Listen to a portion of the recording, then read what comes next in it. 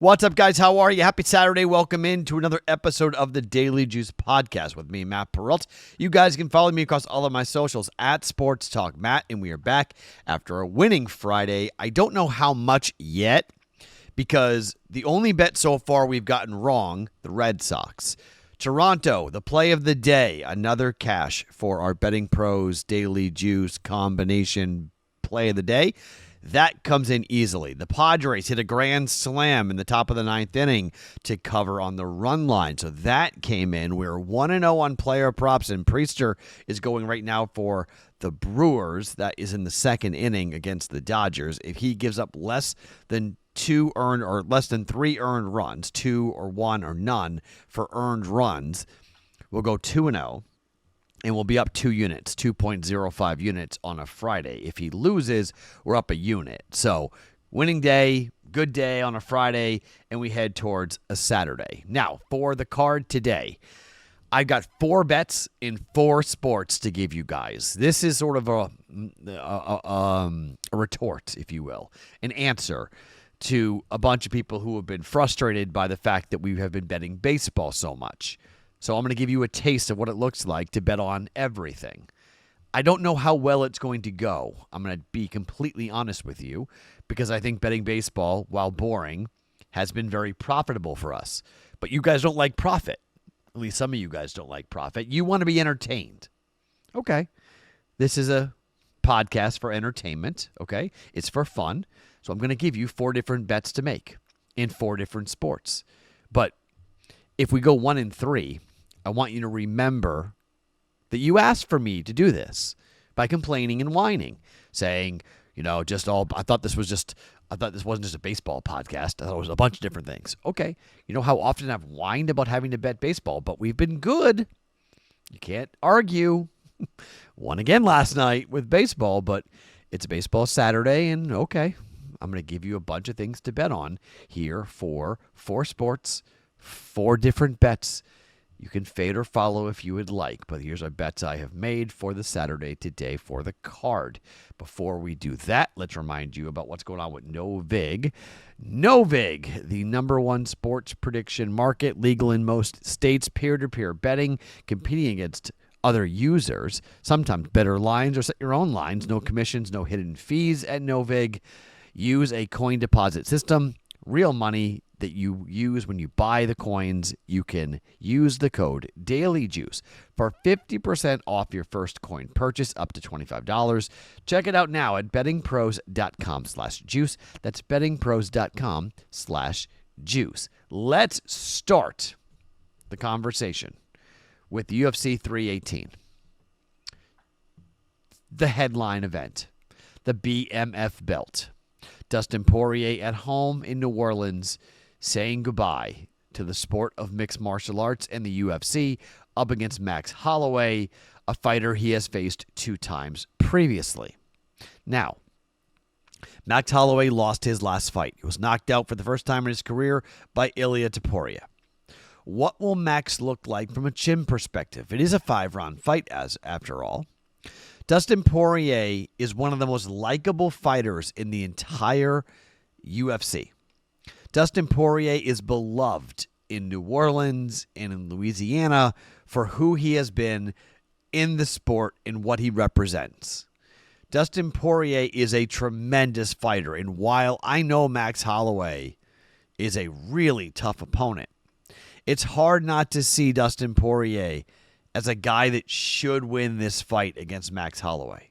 Now, for the fight to go the distance, at Circa Sports in Las Vegas, it's -155 to go the distance. I look at Circa's numbers a lot because what do they think is going to happen? So they're thinking the fight goes all 5 rounds between Poirier and Holloway. Here's the thing. If you're a judge, it's a BMF belt. I'm not saying a judge would be swayed by something like that, but if it's a coin flip, does it really matter who wins? Poirier is retiring, going off into the sunset. Max Holloway is at the tail end of his career. I mean, Max is not going to do anything in the UFC, at least not anytime soon from a belt perspective. Third time these guys are fighting. Average fight time for Max Holloway is 16:05. Average fight time for Dustin Poirier is 10:17. Reach advantage favors Dustin Poirier. That's really interesting. Max is the taller guy, but Poirier's got the reach advantage. If Holloway's going to stand and bang with Poirier, what's the chin like? When you get up in age and you start getting older and you start getting into your 30s, when your chin goes, it goes fast. Dustin Poirier hits as hard, if not harder, than Ilia Topuria. And if you want to get into a firefight with this guy, I'm not so sure that's a good idea. Now, he lost his last fight, Poirier did, to Islam Makhachev. Got submitted in the 5th round, late in that fight with a Darce choke. Heck of a fight. Lost to Gaethje, lost to Charles Oliveira, beat Conor McGregor in back-to-back fights. But this fight might go to the cards. And if it does go to the cards, I think we see Dustin Poirier get his hand raised. Because if it's a coin flip, I'm going to go with the crowd. I'm going to go with the energy. And I'm going to go with the better storyline for Dustin Poirier to get Lil Wayne, who will walk out with Poirier, to put the belt, the BMF belt, around his waist. Now, by KO is plus 350 or higher for Dustin Poirier. I don't hate that. A lot of money is coming in on Max. In fact, I haven't seen anyone in the gambling space or anybody in the media take Dustin Poirier to win this fight. So maybe I'm on the complete wrong side here. But I think Poirier could knock out Holloway. I think Poirier could submit Holloway. And I think Poirier could very well win a decision against Max Holloway after 25 minutes. I think the main event's going to be a hell of a fight. I think it's going to be an awesome, awesome fight that I cannot wait to watch. Max Holloway has been one of the best strikers in the UFC and in this division for a very long time. I just don't know about the chin. The chin's in question. And I think if it came down to who hits harder, Ilia Topuria or Dustin Poirier, Topuria, I mean, he's moving up in weight to get to 155. Okay, this is a guy, who's fighting at featherweight here. And Max Holloway had never been knocked out at featherweight, and he winds up getting cracked and he gets knocked out. Here we go with a 155 fight again, and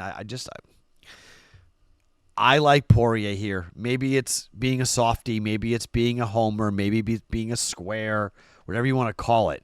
Everyone's talking about Max Holloway, the 33-year-old, to bounce back after his loss. I don't know. I think Dustin Poirier's got something to say here. I'll take him on the money line. It's plus 120. Dustin Poirier, plus 120 to win and just win. Why didn't that load? Just have him to win. I don't need him to do anything else. There we go. Just win. Dustin Poirier to win this fight at plus 120 for 1 unit. All right, let's talk golf. We've got 2 golf plays alive right now. We've got a top 20 for Justin Rose. He's currently tied for 17th. Justin Rose, by the way, had a triple bogey on the second round. If he didn't triple bogey the 11th hole, he played really well on Friday. Made the cut at 2 under par. Now, Sepp Straka is tied for 51st.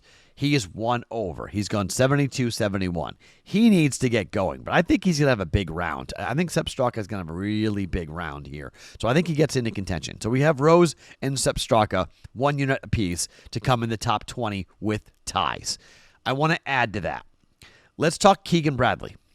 Keegan Bradley, top 10 with ties. It's important. Get this, with ties for Keegan Bradley. But he shot a 34 with an eagle on the second hole on Friday. 2 birdies. He didn't have a bogey on Friday. He's playing some incredible golf at the moment. Didn't play well at all on Thursday. But on Friday, he played tremendously well. 72 on Friday, but a 67 for Keegan Bradley on Friday. springboards him into the weekend here at 3 under par, 4 under yesterday for the round, but 3 under par for the tournament, just outside the top 10 at the moment, being tied for 12th. I just think link style golf favors those who know what they're doing. I like Keegan Bradley's game. I like where it is right now. I like how he has played this year. Many people are talking about the fact that he's probably going to be a playing captain for the Ryder Cup, not just a captain for the Ryder Cup. He came in tied for 41st at the Rocket Mortgage. He won the Travelers. He was tied for 33rd at the U.S. Open, tied for 7th at the Memorial, tied for 8th at Quail Hollow for the PGA Championship, and that's all after missing the cut at the Masters, which really springboarded this as to where he's going. But I just think at Royal Portrush, I think this sets up really well for Keegan Bradley, and we got a good price on it. Keegan Bradley, top 10 for the tournament. If he's already teed off by the time you watch this, it's okay. You should be able to get this live, or at least get this going into Sunday for the final round. But we're going to jump on Keegan Bradley, top 10 at plus 230 for 1 unit. To baseball we go with the Rangers and the Tigers. This game, as we tape, is about to go final between the Tigers and the Rangers, and it has, gone final. 2-0 Texas, the win. Texas with 2 runs in the bottom of the 8th inning on a double by Corey Seager to win the game 2-0 over the Detroit Tigers. Let's go to today, where we have Montero against Rocker. When you look at Kumar Rocker, his numbers aren't great, but his game logs at home, 3-2, 2-1, 5-3, 4-3 for home starts for Kumar Rocker.